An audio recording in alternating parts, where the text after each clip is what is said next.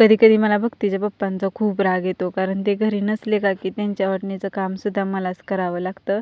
म्हणून मला त्यांचा खूप राग येतो. पण आता काय करायचं, केल्याशिवाय पर्याय नाही. मग आता तुम्ही ओळखलंच असाल मी कुठं आले ते. मी दादांच्या घरी आले बघा. कारण दादा काल रानात आले होते, तेव्हा त्यांच्या बैलगाडीतून आमची वैरण घेऊन आले होते. आणि ते घरी आणायला काय भक्तीचे पप्पा नव्हते, कामावर गेले होते. त्याच्यामुळं मीच आले. हे पण आता मला ओळखायला लागले सगळे प्राणी, मी इथं सारखे येते त्याच्यामुळं. आणि दादा वैरण टाकत होते बैलांना.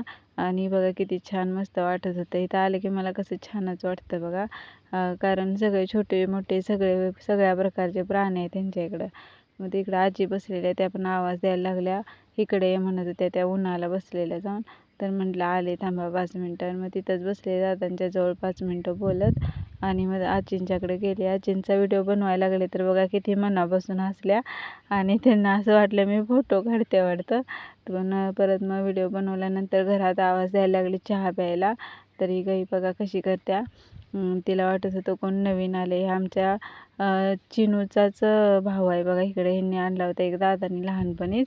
नंतर इथं दादा म्हणले कबूतरला एक छोटं पिल्लू झालंय बघा. तर चला बघूया आपण कसं पिल्लू आहे बघा. एकदम छोटं आहे अजून, खूप नाजूक आहे. म्हणून मी लांबूनच त्याचा व्हिडिओ बनवला. नंतर मग चहा तयारच होता. म्हटलं मला तर कोराच चालेल, कारण आता चहा प्यायची वेळ नाही, पण तुम्ही काही जबरदस्तीच करताय. म्हणून मग परत वैरण घेतली बघा आणि चालले घरी.